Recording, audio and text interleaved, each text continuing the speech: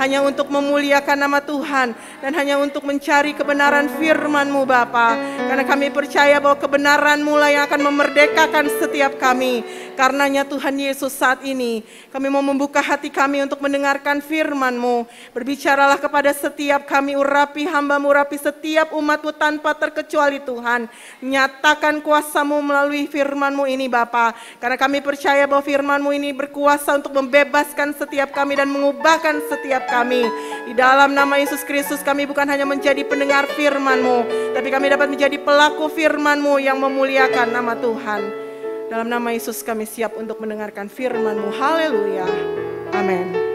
Silakan dulu Bapak Ibu Saudara. Oke.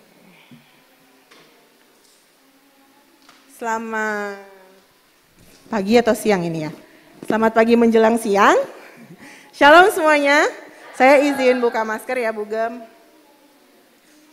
Oke. Apa kabarnya? Sehat semua ya? Puji Tuhan, senang sekali ya, saya bersyukur pada Tuhan Yesus Kristus atas kesempatan yang indah di mana saya boleh melayani di GBI Kemuliaan Kasih Agape di tempat ini. Terima kasih untuk Ibu Gembala atas kesempatannya. Walaupun jujur saya baru pertama kali ya Bu kita ketemu, karena ini rekomendasi dari adik ipar beliau yaitu Bu Ripka. Terima kasih juga Ibu. Dan saya akan memperkenalkan diri saya. Nama saya ada ya di Yudi Ahlin Rutashe, tapi panggilannya Yudit. Kalau manggil Yudi Ahlin kayaknya panjang sekali ya saudara ya. Panggilannya Yudit.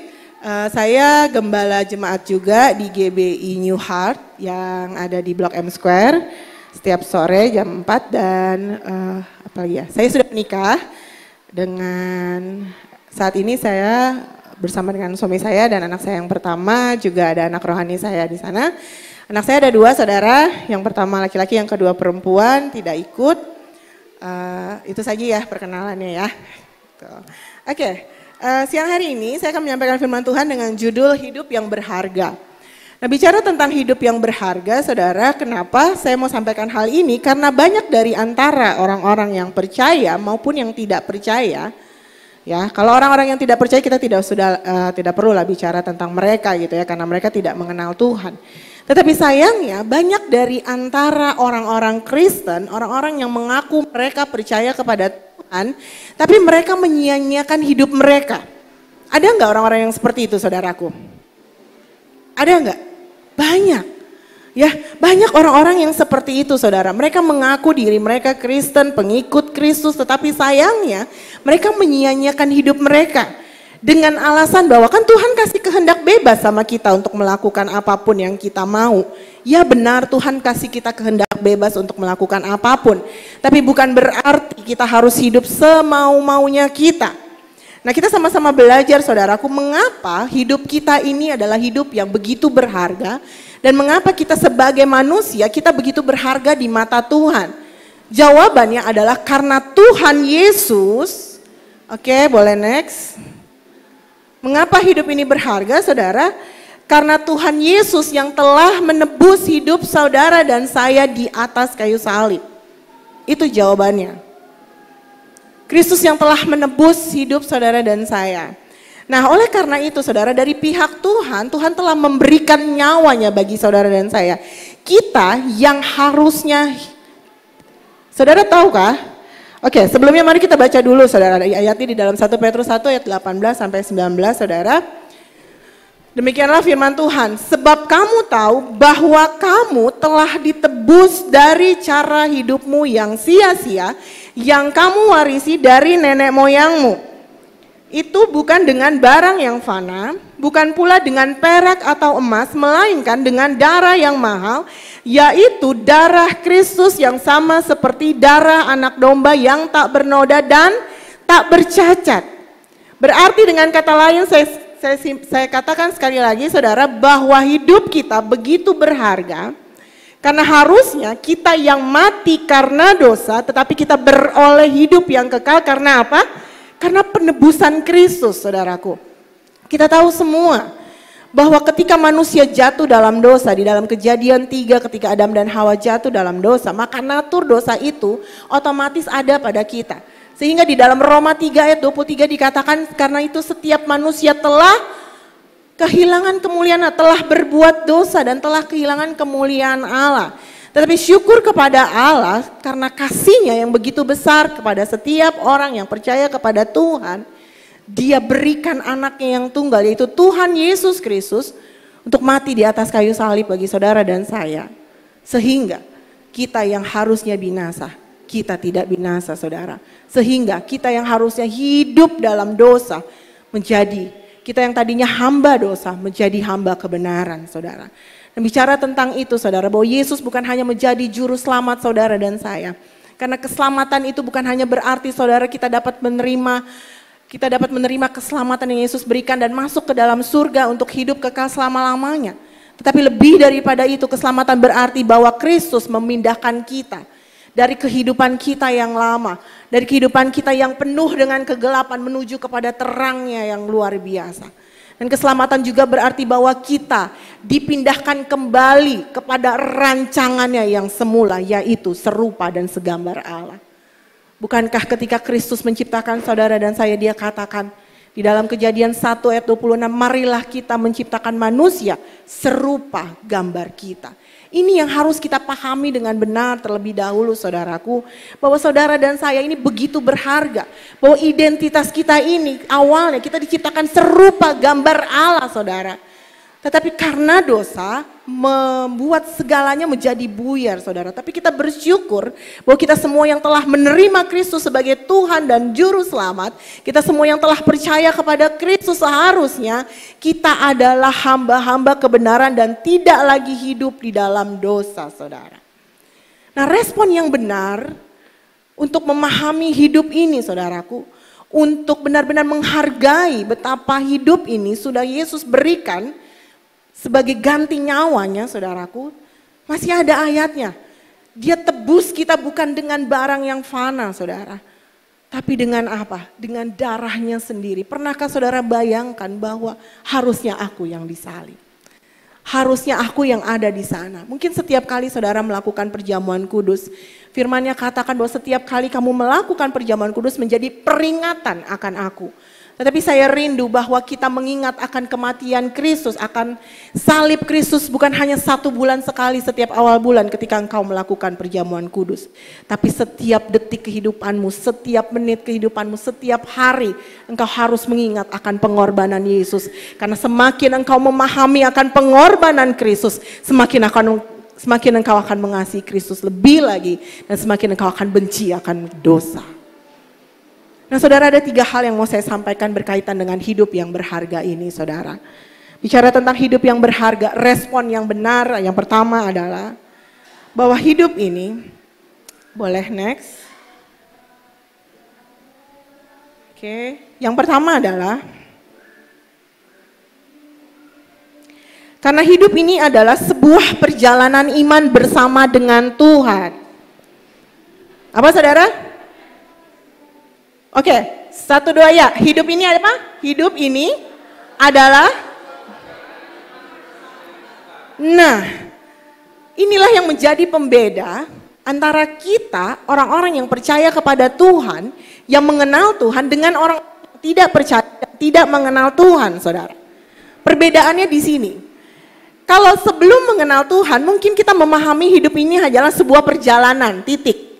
Perjalanan, ya perjalanan. Dimulai dari hari kelahiran kita.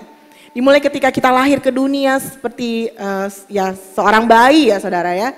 Seorang bayi yang lahir lalu tumbuh menjadi batita, balita, masuk TK, SD, SMP, SMA, kuliah, bekerja, menikah, apalagi setelah menikah. Punya anak, punya cucu, lalu meninggal dunia. Banyak orang hanya melihat kehidupan sebatas itu. Benar tidak saudara? Mereka hanya memahami kehidupan hanya sebuah perjalanan yang seperti itu saudara. Dari hari kelahiran hingga hari kematian. Hanya sebatas itu saudaraku. Nah kita bersyukur bahwa ternyata Tuhan menciptakan saudara dan saya bukan hanya untuk sebuah perjalanan hidup yang biasa saja. Tetapi ketika kita mengenal Tuhan ada sebuah perjalanan iman yang harus kita lakukan sampai akhir hidup kita. Paulus katakan saudara, sebelum kita bahas tentang Paulus, saya mau bahas bahwa mengapa Tuhan begitu concern sama iman. Mengapa Tuhan begitu peduli sama iman saudara dan saya? Kita lihat di dalam Lukas 18 ayat 8, saudara, dikatakan seperti ini. Aku berkata kepadamu, ia akan segera membenarkan mereka. Akan tetapi jika anak manusia itu datang, adakah ia mendapati iman di bumi? Adakah ia mendapati iman di hati saudara dan saya? Adakah ia mendapati iman di dalam hatimu, saudara?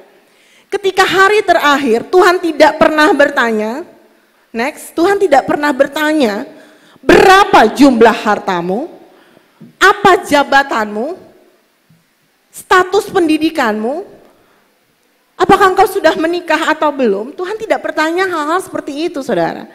Tuhan gak bertanya bahwa hartamu banyak atau enggak, jumlah tabunganmu berapa. Tuhan tidak akan bertanya hal-hal lahiriah seperti itu. Sebab apa? Sebab segala sesuatu yang kita miliki adalah berasal dari Tuhan. Tuhan bukan hanya menjadi pemilik hidup saudara dan saya, tapi Dia yang punya semua yang kita miliki. Iya gak, saudara? Semua yang kita miliki milik Tuhan. Ini harus kita pahami dengan benar bahwa perjalanan hidup kita di dunia ini adalah perjalanan iman, saudaraku. Karena Kristus ketika Dia datang ke bumi, Tuhan tidak pernah bertanya hal-hal lahiriah seperti itu. Tuhan tidak pernah melihat hal-hal yang manusia lihat dengan kasat mata. Tapi Tuhan lihat hatimu dan hatiku, adakah iman di dalamnya? Ini yang paling penting. Dan Paulus katakan, saudaraku, bahwa di dalam 1 Timotius 6 ayat yang ke-12 dikatakan seperti ini. Bertandinglah. Apakah ada? Oke, 1 Timotius 6 ayat yang ke-12. Bertandinglah dalam pertandingan iman yang benar dan rebutlah hidup yang kekal. Untuk itulah engkau telah dipanggil dan telah engkau ikrarkan ikrar yang benar di depan banyak saksi. Saudara, Paulus katakan bertandinglah dalam pertandingan iman yang benar. Lalu di ayat berikutnya di dalam 2 Timotius 4 ayat yang ke-7 dikatakan, aku telah mengakhiri pertandingan yang baik, aku telah mencapai garis akhir dan aku telah memelihara iman, saudara. Lagi-lagi ini bicara tentang iman. Paulus tidak pernah berkata bahwa aku telah mengakhiri pertandingan yang baik, aku telah mengumpulkan harta yang banyak, aku telah mencapai jabatan yang tertinggi. No, firman Tuhan tidak berkata hal-hal yang demikian, saudaraku. Tidak ada di slide saya? Ada. Next. Setelah ngomongin iman. Oke, kembali kepada, biarkan layarnya seperti itu, saudara. Kita kembali kepada firman Tuhan. Nah, saudara, kembali lagi apa yang Paulus sampaikan tadi, saudara. Dikatakan bahwa bertandinglah dalam pertandingan iman yang benar. Nah, bicara tentang pertandingan iman, saudaraku, di mana setiap kita pasti memiliki iman. Nah, sayangnya orang bicara tentang iman atau berpikir tentang iman atau menilai tentang iman hanya sebatas ketika mereka berdoa dan mengharapkan sesuatu. Benar atau tidak, saudara? Ketika engkau mengharapkan sesuatu, engkau berkata bahwa Tuhan, ketika engkau sakit misalnya, Tuhan dalam nama Yesus aku pasti sembuh, aku beriman aku pasti sembuh.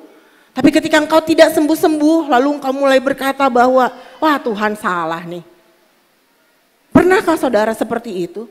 Ketika engkau meminta sesuatu, engkau berharap sesuatu, engkau merasa bahwa engkau telah sungguh-sungguh beriman kepada Tuhan, tapi engkau tidak memperolehnya, engkau mulai menyalahkan Tuhan, engkau mulai bersungut-sungut, engkau mulai mengeluh, saudaraku. Karena engkau merasa bahwa itu adalah imanmu, engkau merasa bahwa engkau telah beriman, tapi mengapa Tuhan tidak menjawab doamu? Saya bisa katakan saat ini, saudara, itu bukan iman yang benar, itu adalah pemaksaan, saudara. Iman tidak sama dengan ketika engkau memaksa Tuhan untuk melakukan sama seperti apa yang engkau mau. Iman berarti engkau percaya sungguh-sungguh sama Tuhan, berserah sepenuhnya sama Tuhan, bahwa apa yang Tuhan kerjakan itulah yang terbaik dalam hidupmu. Nah, bicara tentang pertandingan iman, saudara, ketika engkau mau berjalan bersama dengan Tuhan, ya, berjalan bersama dengan Tuhan, saudaraku. Tuhan selalu rindu untuk berjalan bersama dengan kita, saudara. Nah, bicara tentang pertandingan iman tidak dapat diperoleh atau dijalani oleh orang-orang yang hidup di zona nyaman mereka. Orang-orang yang tidak berani keluar dari kenyamanan hidup mereka. Orang-orang yang selalu lari dari masalah. Orang-orang yang baru dikasih masalah sedikit langsung ngerengek. Orang-orang yang tidak kuat dengan tidak tahan uji gitu loh saudara. Karena bicara tentang pertandingan iman adalah ketika engkau rela memberi dirimu untuk diproses oleh Tuhan setiap hari. Engkau rela mengalami yang namanya pengikisan diri. Engkau rela yang namanya menundukkan dirimu, menundukkan keakuanmu dan mengakui bahwa Yesus satu-satunya Tuhan yang berkuasa atas hidupmu. Dan ketika proses hidup itu terjadi saudara, pasti proses itu berat. Iya enggak? Adakah di antara saudara yang tidak punya masalah? Adakah di antara saudara yang tidak pernah menangis sepanjang hidupnya? Adakah di antara saudara yang kerjanya setiap hari cuman ketawa-ketawa, enggak pernah nangis sama sekali? Tidak mungkin ada satu orang pun yang seperti itu. Bahkan dari lahir pun seorang bayi kalau dia tidak menangis, dokter akan curiga ada sesuatu yang salah dalam bayi itu. Iya enggak ibu-ibu yang pernah punya anak? Kalau enggak nangis pasti langsung diperiksa, dicek. Jangan-jangan ada apa-apa. Iya kan? Nah, kembali lagi bicara tentang pertandingan iman ini saudaraku. Pertandingan iman adalah sebuah proses hidup yang luar biasa. Seorang olahragawan tidak akan pernah keluar dari arena pertandingannya. Dia akan berusaha sebaik mungkin hingga akhirnya ia keluar sebagai seorang pemenang. Nah, saya rindu saudara dan saya bukan orang-orang yang seperti seorang pecundang yang lari dari pertandingan iman kita. Yang selalu lari dari masalah kita. Yang tidak pernah mau menghadapi masalah kita. Yang maunya hidup di zona nyaman saja, yang tidak mau bertanggung jawab atas apa yang sedang terjadi dalam hidup kita. Tapi sebaliknya saya rindu saudara dan saya tetap ada di arena pertandingan kita. Saudaraku, lebih baik kita berada di arena pertandingan iman, lebih baik kita berada di pertandingan iman kita. Sesulit apapun itu, asalkan ada Tuhan di dalamnya. Daripada kita berada di zona nyaman kita dengan kehidupan yang nyaman. Kita seperti tidak punya masalah, tapi tidak ada Kristus di dalamnya. Pasti kita akan memilih bahwa lebih baik saya berjalan bersama dengan Yesus apapun yang terjadi. Apapun yang terjadi saudara. Kita lihat seorang Rasul Paulus, dia mengalami perubahan hidup yang luar biasa. Dari sebelum dia mengenal Tuhan dan akhirnya dia mengenal Tuhan. Kita tahu semua saudaraku bahwa sebelum Paulus mengenal Tuhan, ketika itu dia adalah seorang yang berapi-api. Untuk apa? Untuk menghabisi orang-orang yang ada di jalan Tuhan. Ketika itu dia sudah mengantongi surat kuasa ibaratnya. Dari mahkamah agama saudara. Dia seorang yang terpandang. Tidak kurang hidupnya menurut pandang orang dunia. Tetapi apa yang terjadi? Ketika dia menemukan Yesus, ketika dia berjumpa dengan Yesus, ketika dia mengenal Kristus dan dia semakin mengasihi Tuhan, dikatakan dalam Filipi 3 ayat 7 dikatakan, tetapi apa yang dahulu merupakan keuntungan bagiku sekarang ku anggap rugi karena Kristus.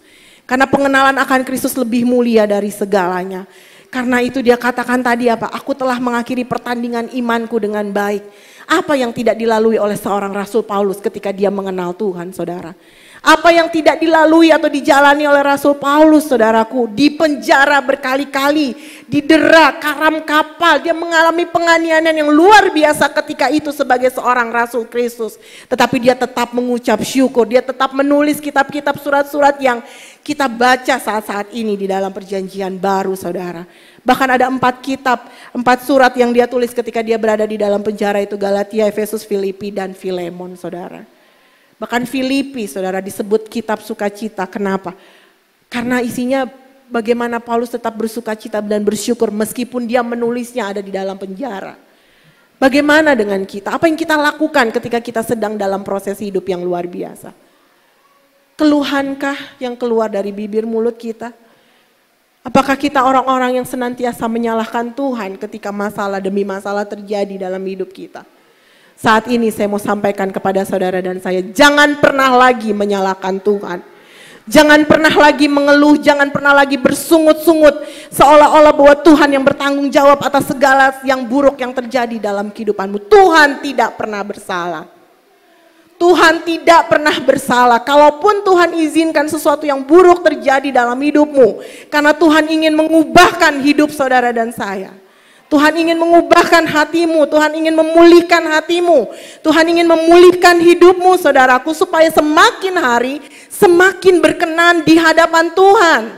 Buat apa engkau hidup nyaman di dunia tanpa proses yang daripada Tuhan, tapi engkau mati binasa selama-lamanya di dalam neraka? Lebih baik saudaraku, kita tidak nyaman di dunia, kita mengalami proses hidup, kita mengalami masalah pergumulan yang berat sekalipun. Kristus katakan, marilah kepadaku, aku akan memberikan kelegaan kepadamu. Jangan jalan sendiri saudara.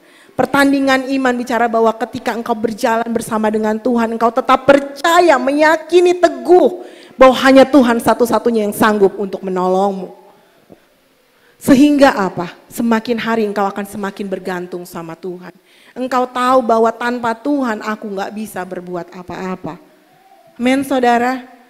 Jangan pernah merasa engkau hebat. Engkau bisa melakukan segala perkara tanpa Tuhan. Karena sewaktu-waktu engkau bisa jatuh dan baru engkau sadar bahwa ternyata aku butuh Tuhan. Itu yang pertama saudara. Bahwa hidup yang berharga adalah bicara tentang sebuah perjalanan iman yang harus kita jalani bersama dengan Tuhan. Nah yang kedua saudara, berikutnya adalah karena hidupmu itu harus berbuah atau berdampak bagi orang lain saudara. Jadi yang kedua adalah hidup harus berbuah atau berdampak bagi orang lain. Next ayatnya kita baca di dalam Yohanes 15 ayat yang ke-8. Boleh bantu saya untuk baca sama-sama yuk? 1, 2, ya.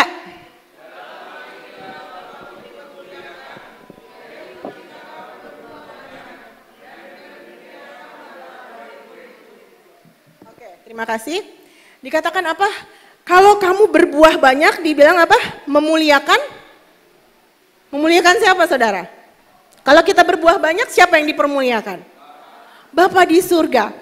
Nah saudara, Yohanes 15 ayat 1 sampai 8 ini LAI memberi judul itu pokok anggur yang benar. Saya yakin semuanya pasti sudah pernah baca dan sudah sering mendengar khotbah tentang ini saudara ya. Dan bicara tentang pokok anggur yang benar dikatakan Bapak pengusahanya, Yesus pokoknya dan kita adalah ranting-rantingnya.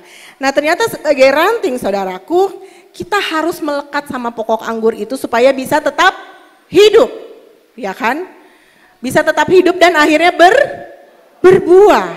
Nah, berbuah di sini adalah ketika selama kita hidup, apa yang kita hasilkan itu dapat dinikmati oleh Tuhan. Apa yang kita lakukan, apa yang kita perbuat, apa yang kita katakan, pokoknya segala tingkah laku kita, saudaraku, yang kita hasilkan selama kita hidup, itu dapat dinikmati oleh Tuhan dan dapat menjadi dampak bagi sesama, dapat menjadi berkat bagi sesama kita.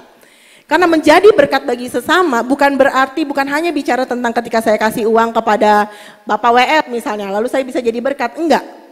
Tapi apapun yang kita lakukan ketika saya memberi apapun itu perhatian dan sebagainya kepada orang lain dan orang itu memuliakan nama Bapa di surga, berarti kita sudah jadi berkat buat orang tersebut saudara.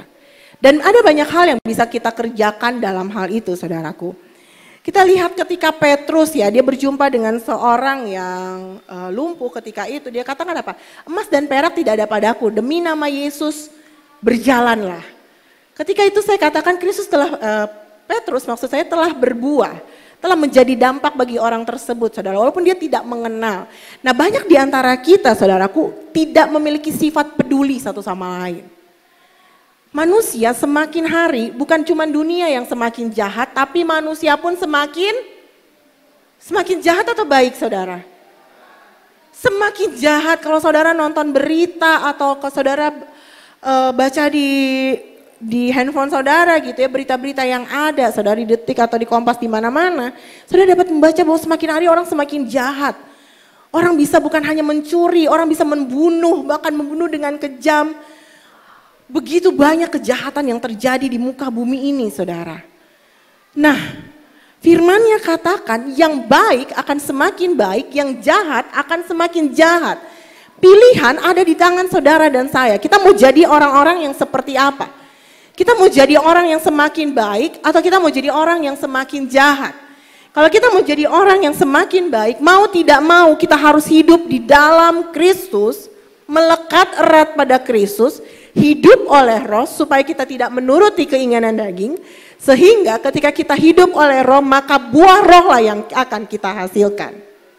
Bicara tentang buah Roh, saudaraku, ada di dalam Galatia 5 ayat 22 dan 23. Ada 9 buah Roh, yaitu kasih, sukacita, damai sejahtera, kesabaran, kemurahan, kebaikan, kesetiaan, kelemah lembutan, dan penguasaan diri. Ada 9 buah Roh yang dapat dihasilkan oleh kita orang-orang yang percaya kepada Tuhan. Bisa nggak, saudara? Bisa. Susah nggak? Banget. Apalagi bicara tentang kesabaran. Baru disenggol dikit kita udah wah, ya kan? Bawaannya senggol bacok gitu. Saudara, 9 buah Roh ini ditulis bukan untuk cuman menghiasi Alkitab saudara dan saya. Bukan untuk mempercantik doang, enggak. Tapi inilah yang harus kita hasilkan. Ketika kita dikatakan harus hidup berbuah, saudaraku. Nah, berbuah di sini berarti kita tidak boleh hidup untuk diri kita sendiri. Kita harus peduli sama orang lain. Kita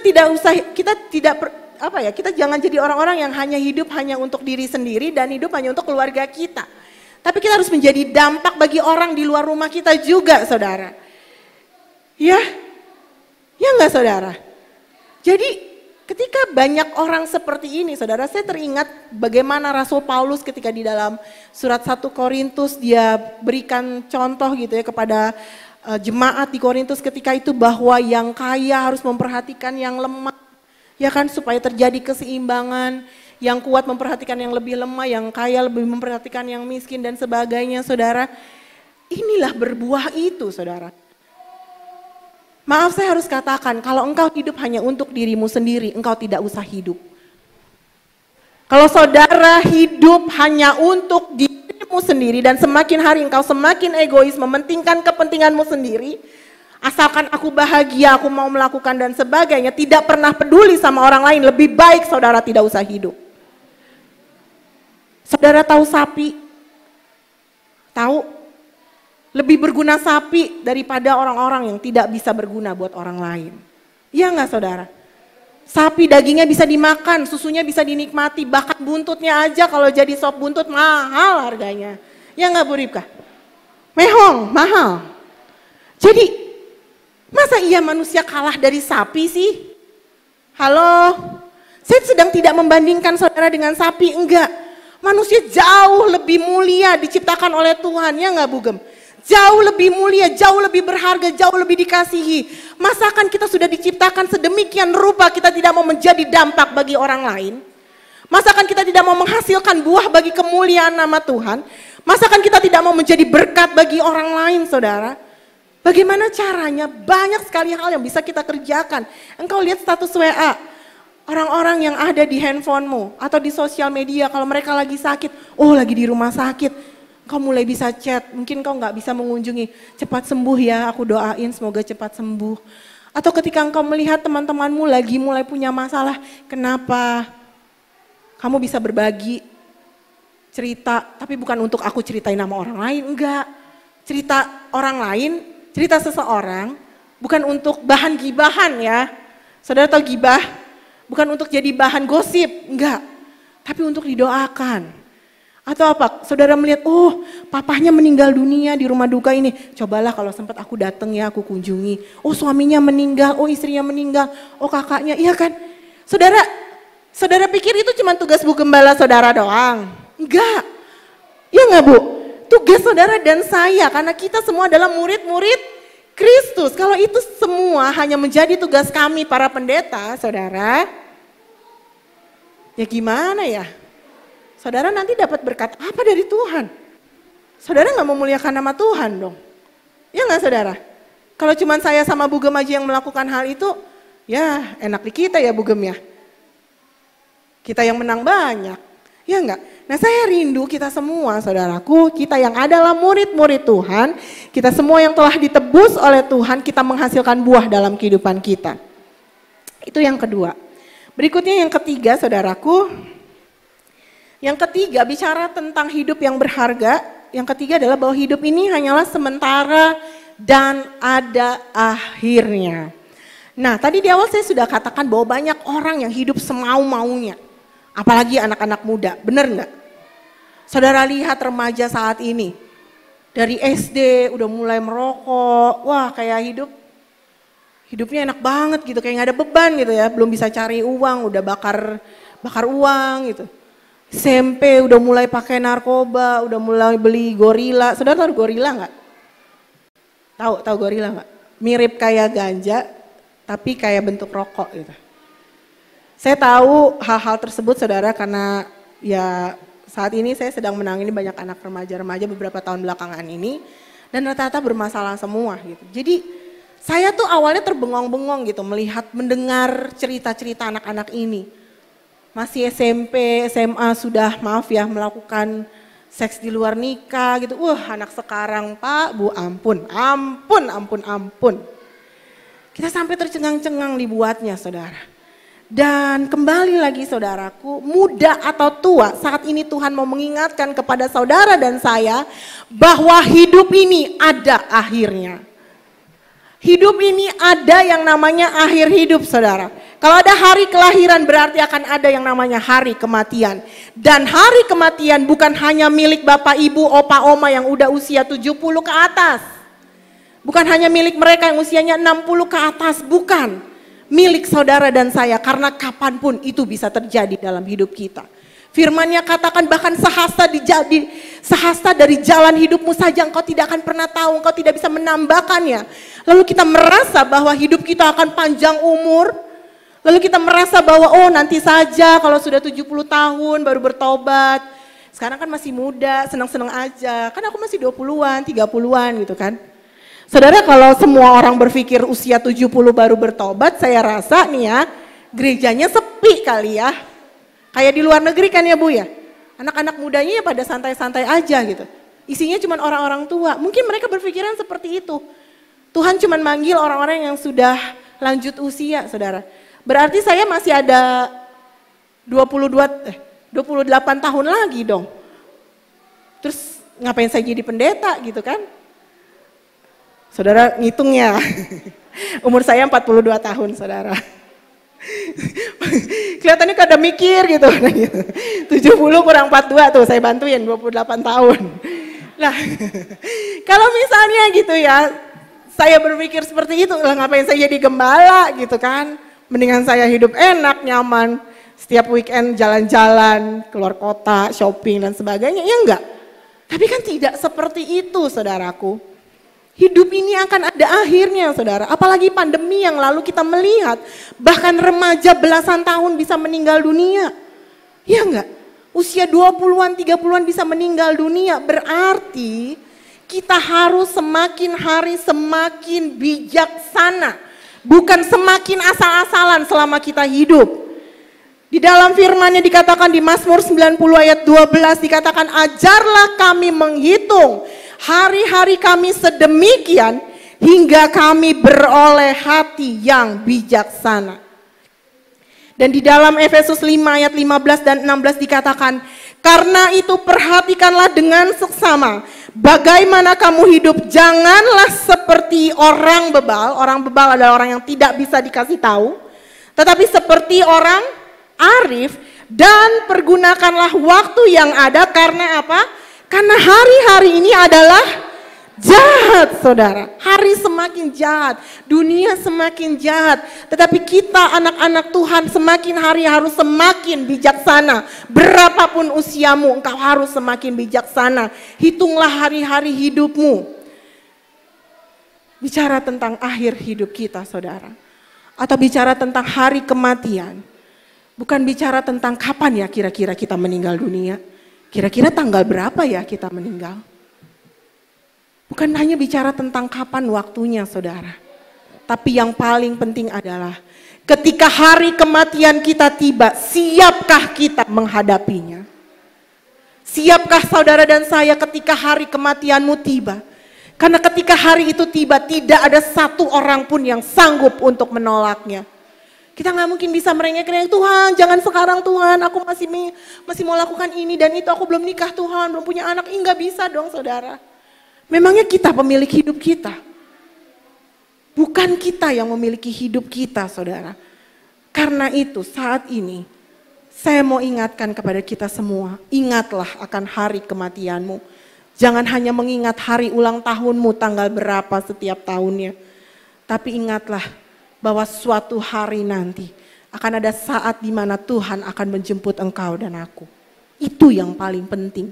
Dan bicara tentang hari kematian bukan hanya bicara tentang berapa banyak orang yang akan mengantar kita di hari terakhir kita.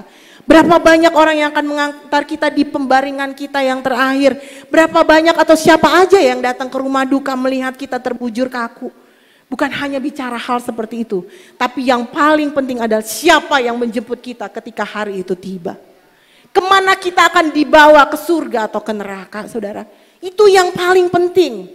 Jangan jadi orang-orang yang memikirkan hal-hal yang lahiriah. Tapi pikirkanlah perkara-perkara yang di atas, bukan yang di bumi. Bagaimana, apa yang akan terjadi setelah hari itu tiba? Apa yang akan terjadi sehingga saudara, bijaksana itu menjadi bagian dalam hidupmu. Engkau akan semakin berhati-hati dalam melakukan segala sesuatu. Engkau akan mengerjakan keselamatan yang sudah Tuhan beri dengan takut dan gentar saudara. Engkau akan lebih banyak lagi bergaul karib dengan Tuhan. Engkau akan lebih lagi haus dan lapar akan kebenarannya Tuhan. Engkau akan lebih lagi memikirkan hal-hal rohani daripada hal-hal yang bukan rohani saudara. Saya tidak menyuruh saudara untuk pergi ke goa atau ke dalam rumah aja 24 jam berdoa gitu, nggak ngapa-ngapain, enggak. Supaya saudara tetap siap gitu kapanpun hari kematian. Ya enggak saudara, bukan seperti itu. Engkau tetap melakukan hal segala sesuatu seperti biasa. Yang bekerja tetaplah bekerja, tapi seperti engkau melakukannya untuk Tuhan. Yang belajar tetaplah menjadi pelajar yang baik, menjadi remaja yang takut Tuhan, menjadi contoh di antara teman-teman. Mungkin pergaulanmu, teman-temanmu melakukan hal yang buruk, tapi engkau harus jadi terang dan garam di tengah-tengah mereka. Harus ada perbedaan antara remaja Kristen dan bukan yang Kristen. Harus ada perbedaan antara remaja yang mengenal Tuhan dan yang tidak mengenal Tuhan. Karena kalau sama aja saudara, apa gunanya engkau ada di sini? Apa gunanya engkau menjadi orang Kristen? Apa gunanya engkau menjadi orang percaya Kristus kalau kehidupan kita sama saja sama seperti orang-orang yang tidak mengenal Tuhan? Iya enggak? Buat apa saudara mengenal Tuhan? Buat apa saudara capek-capek ke gereja setiap hari Minggu? Saudara berdoa setiap hari, saudara beribadah, saudara nonton khotbah di YouTube dan sebagainya. Kalau saudara tidak mengalami yang namanya perubahan, kalau saudara tidak menyadari bahwa hidup ini hanyalah sementara, saudara. Dan berita baiknya adalah, kalau hidup hanya sementara berarti masalah kita juga sementara Bapak Ibu. Iya enggak? Jadi gak usah terlalu dipikirin, aduh. Saudara saya ngomong kayak gini bukan karena saya gak punya masalah, enggak. Banyak saudara, gak perlu saya ceritain, panjang. Iya gak perlu saya ceritain gitu. Dan saya yakin gitu, saya gak tahu masalah Bapak Ibu Saudara apa, tapi pasti banyak. Kalau saudara tulis gitu mungkin banyak gitu kan. Iya enggak?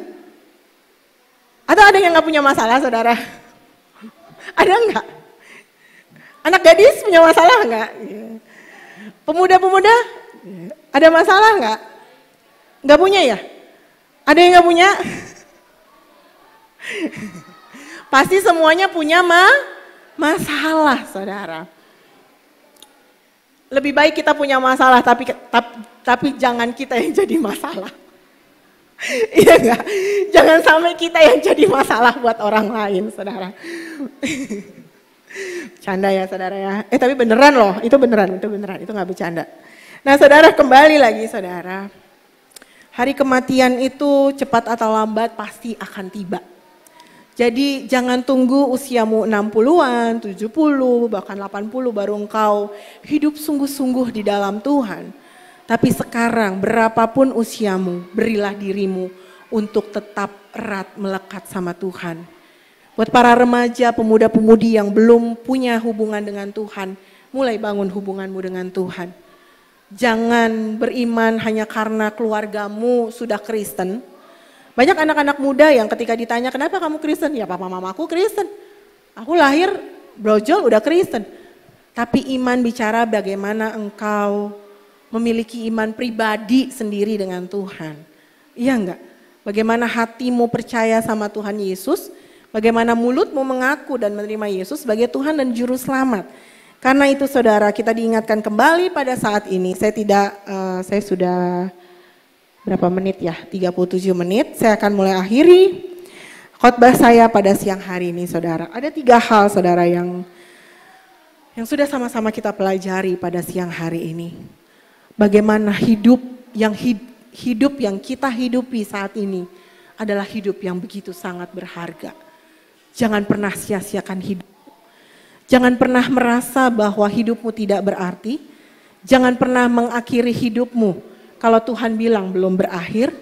Jangan pernah melakukan hal-hal yang bodoh. Tapi biarlah saudaraku, hal yang pertama yang perlu kita lakukan, tetaplah berada dalam pertandingan imanmu sampai akhir hidupmu. Engkau tetap memelihara imanmu. Dan yang kedua, milikilah hidup yang menjadi berkat bagi orang lain. Hidup yang berbuah dan berdampak bagi orang lain. Dan yang ketiga, apa saudara? Milikilah hidup yang semakin hari semakin bijaksana karena hidup ini hanyalah sementara dan ada akhirnya. Demikianlah firman Tuhan pada siang hari ini.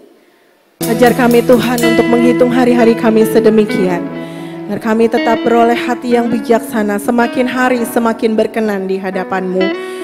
Bimbing kami, pimpin kami, kuatkan kami ya Allah Roh Kudus agar kami mampu melakukan firman-Mu dalam kehidupan kami sehari-hari sehingga kami menjadi pribadi yang senantiasa menyenangkan hati Tuhan dan membuat Engkau senantiasa tersenyum akan kami. Terima kasih Tuhan Yesus, aku serahkan setiap umat-Mu ke dalam tangan-Mu. Dalam nama Tuhan Yesus kami bersyukur, haleluya, amin.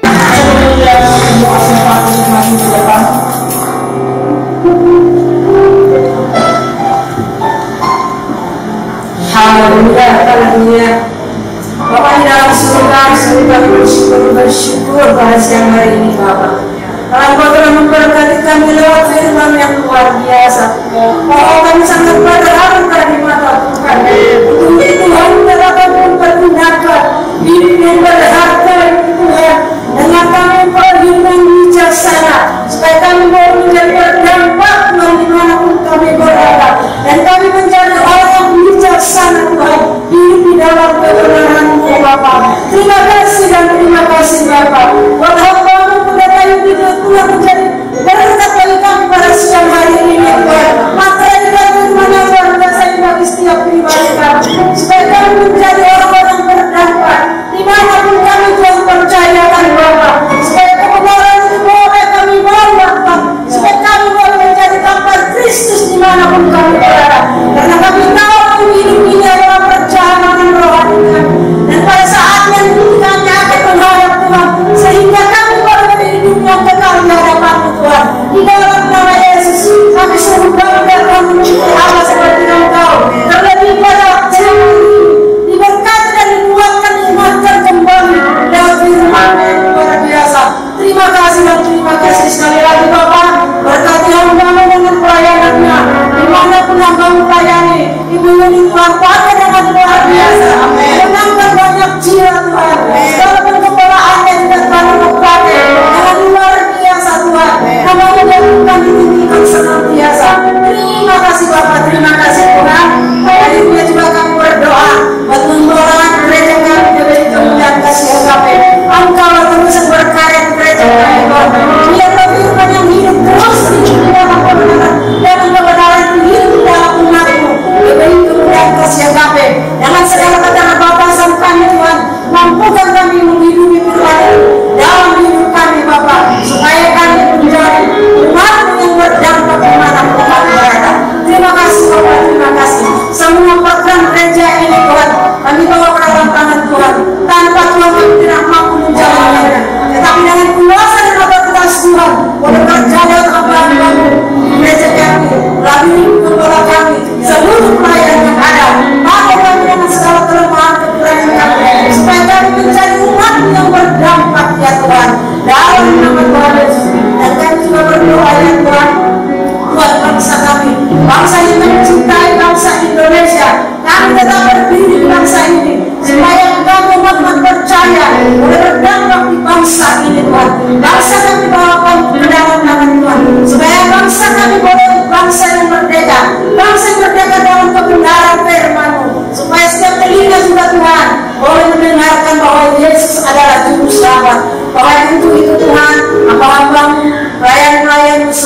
bahkan gereja-gereja Tuhan, kami tetap bergandengan tangan, membawa bangsa kami ke dalam tangan-Mu, supaya Injil boleh diberitakan dengan benar, supaya Tuhan Yesus keselamatan boleh terdengar, boleh diterima oleh setiap jiwa di bangsa kami.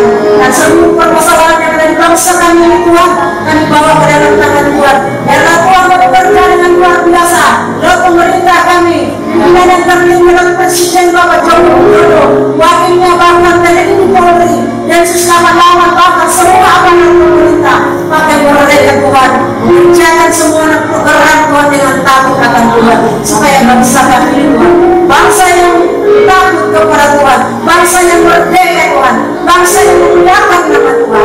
Terima kasih Bapak, terima kasih. Terpujilah Engkau Bapak. Sekali lagi kami hanya mengucap syukur dan berterima kasih kepada Engkau. Dan sebelum kami akan pulang Bapak, kami akan menerima berkat daripada-Mu dengan Kamu yang terkasih di dalam nama Yesus kami. Mari kita terima berkat dengan iman. Turunlah atas kami anugerah dan selamat daripada Allah Bapa, Allah Anak dan Roh Kudus. Berkat ketika Tuhan dalam nama Yesus menyertai berkat dan menjadikan kita berkat dari saat ini sampai selama.